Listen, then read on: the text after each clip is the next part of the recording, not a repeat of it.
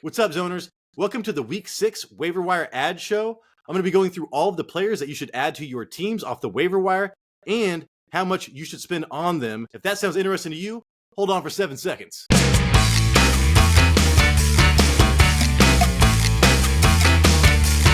can do it! What's up, zoners? This is Tyler, Big Turd Ward, and Banjo, the dog, coming at you live from my garage. And this is the Fantasy Red Zone.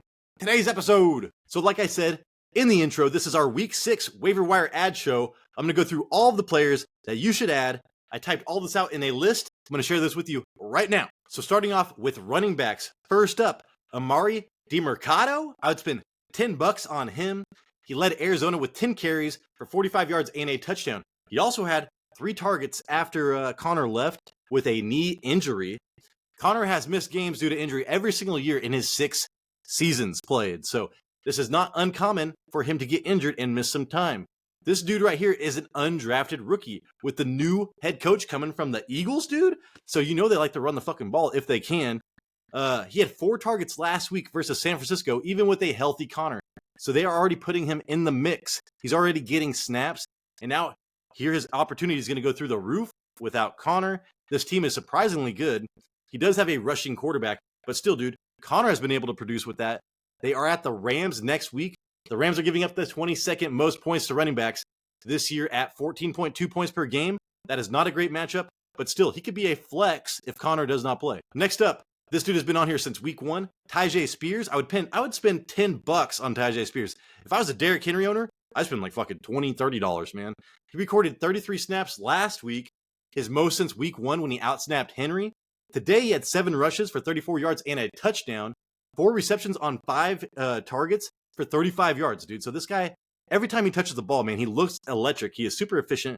I think he's averaging like the 3rd most yards per carry in the league at like 6.1. 11 touches to Henry's 18. He is a 3rd-round rookie again. Derrick Henry's percentage of running back rushes by week. Week 1, 83.3%. Week 2, 75%. Week 3, 73%. Week 4, back up to 81. That was his awesome game last week. Here we go. Season low is 65% this week. This was a negative game script. Tyjae Spears, he is the pass-catching running back and the super efficient running back on this team. He would be a running back 1 if Henry ever misses time due to injury or whatever. They do host the Ravens next week. The Ravens are giving up the 20th most points to running backs this year at 15.2 points. Next up, the human bowling ball, I've heard him been called, Roschon Johnson. I'd spend $10 on Roschon Johnson. I liked him coming into the year. And hey, whenever he touched the ball, he looked great, but then he got injured. Herbert is out for at least a week with an ankle injury. The report is maybe multiple weeks. 3 rushes for 19 yards before leaving with a concussion. He looked awesome when he was running the ball. But again, and this was a Thursday night game, it's going to be a long turnaround till the next game. He may be able to clear concussion protocol, but we have to keep an eye on this. He's a 4th-round rookie. So again, dude, high draft pick on a rookie running back. They want to use him. He has a 9% target share this year without ever playing more than 45% of snaps. So if he gets in that 70%, we're going to look for like, maybe a 15+% target share here. And then, hey, if he does not play due to concussion, Foreman could be a good play next week. They do host the Vikings, and the Vikings are giving up the 24th most points to running backs this year at 13.9. That is surprising to me. I'm surprised as a Vikings fan that they are not just bleeding points to running backs this year. Next up, Chuba Hubbard. I'd spend $5 on Chuba Hubbard. 9 rushes for 35 yards. That's not shit. 1 receptions on 2 targets for 0 yards. That's not shit. But Miles Sanders had been banged up the last 2 weeks. In both games, he's failed to hit a 50% running back share and a 10% target share. They are keeping Chuba Hubbard around more and more. They're giving him more opportunities. Miles Sanders looks like shit. Chuba Hubbard does not look bad. They are at the Dolphins next week. The Dolphins are giving up the 8th most points to fantasy running backs at 22.6. That is a great matchup. Chuba Hubbard is probably flex worthy regardless of Miles Sanders' availability next week. Next up, Justice Hill. When he retires, he's going to have his own TV show on the CW or whatever. Justice on the Hill. And he'll just be, drama, not guilty. 7 rushes for 32 yards and a touchdown with 4 receptions for 13 yards. He got that touchdown, and he was more efficient than Gus Edwards. He did lose a fumble. Gus had 12 rushes and 0 targets. I still believe in Keaton Mitchell. This whole backfield is a mess, But dude, Justice Hill has been like their most explosive running back for the last 2 years, really. And he passes the eye test when you watch him run. I do not really believe in Gus Edwards anymore. They are at Tennessee next week. They give up the 28th most points to running backs at 12 points per game. That is a terrible matchup.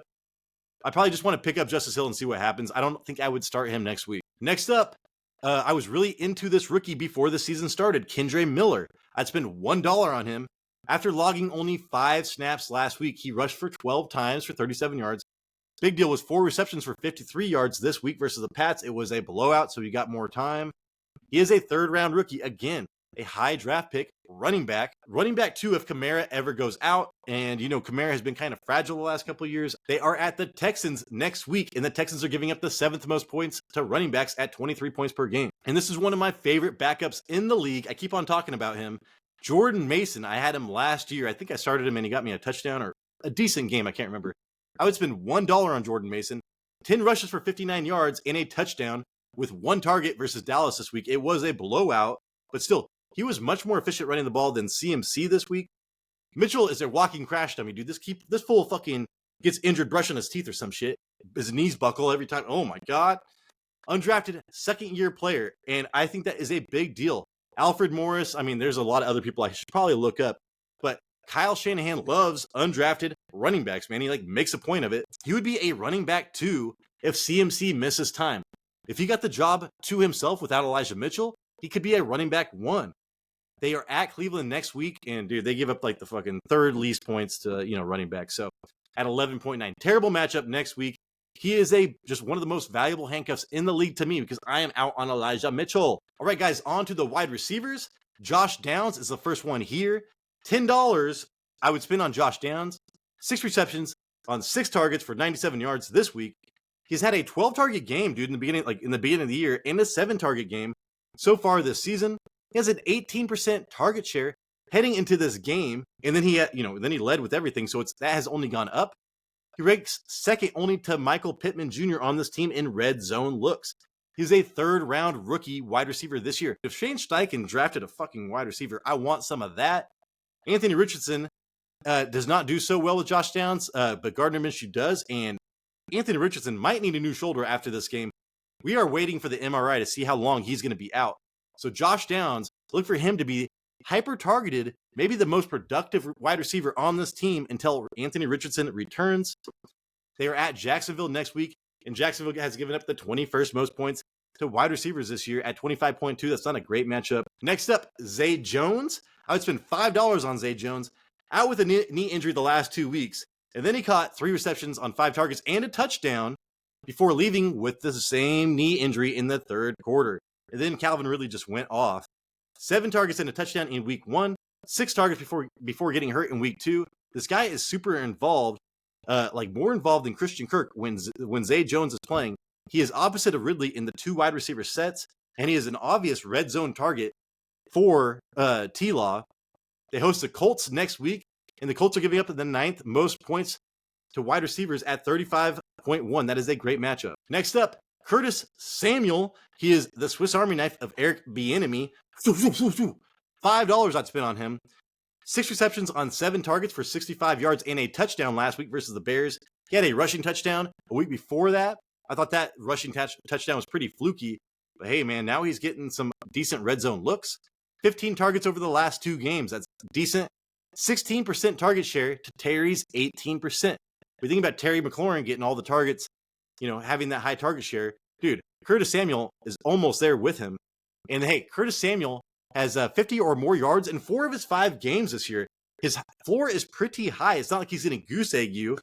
It is a spread it around offense. It's kind of reminiscent of Patrick Mahomes, at least this last game, with no hyper targeted wide receivers, just spreading the ball around.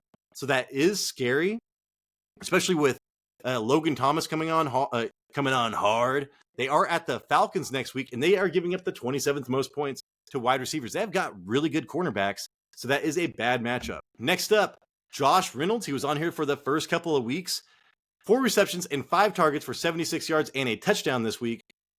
24% of the team's air yards this year. That's pretty fucking awesome.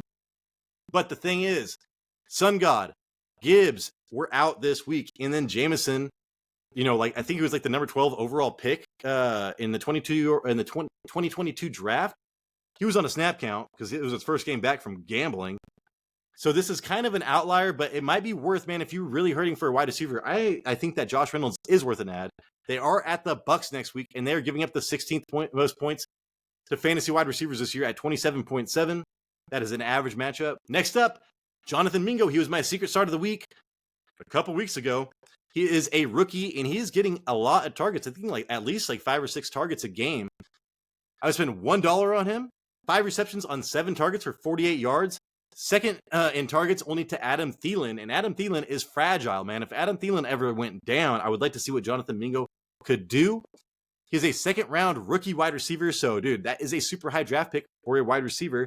They want him to do well with an offensive head coach and a rookie quarterback. Even that much more important. He is averaging over 6 targets per game this year, dude. That is not bad in this offense. He's at Miami next week. Miami's giving up the 11th most points to wide receivers at 33.9. I guarantee Miami's going to go up by 40 points by halftime. And there's going to be so much garbage time for Bryce Young, Adam Thielen, and Jonathan Mingo. I think he could be a flex in a PPR or half PPR league for you. Next up, I've never heard this dude's name in my life. Trenton Irwin. $1 I'd spend on him. So I thought Tyler Boyd was going to fill in for Higgins. Apparently not. This dude had 8 receptions on 10 targets for 60 yards versus the Cardinals this week. Only 1 target on the year heading into this game. So, yeah, it is definitely a product of Higgins being out. Boyd only had 7 targets. He is a flex probably until Higgins is back, especially in half PPR or better. They do host the Seahawks next week, and they are giving up the 5th most points to wide receivers at 39. So that is an amazing, amazing matchup. So I would actually put him in my flex. He is a 5th-year wide receiver, dude, so he is literally coming out of nowhere. Do not expect this to be sustainable. I'd only spend $1 on him. All right, this is the last person on my waiver wire list. I do have Dalton Schultz on here, but he's 53% owned, so anybody over 50%, I do not include them. Logan Thomas, man. Fing! Fing! Fing! Fing! Logan. I've been pushing him for like 3 weeks, or maybe even more. I think he was on the week 1 waiver wire show. Led team in reception, yards, and targets last week versus the Bears. 9 receptions, 11 targets, 77 yards, and a touchdown. I would spend $20 on this dude. A touchdown in 2 of 4 games, so he is a coin flip for a touchdown this year. He has led team in targets in 2 of the 4 games as well. This reminds me of a Travis Kelce light. Eric Bieniemy loves tight ends in his offense, so there you go.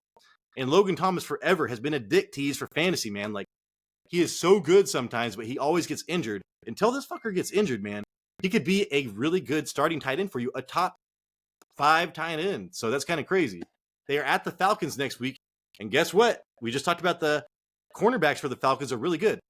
They are giving up a lot of points to tight ends, the 8th most points at 12 points per game.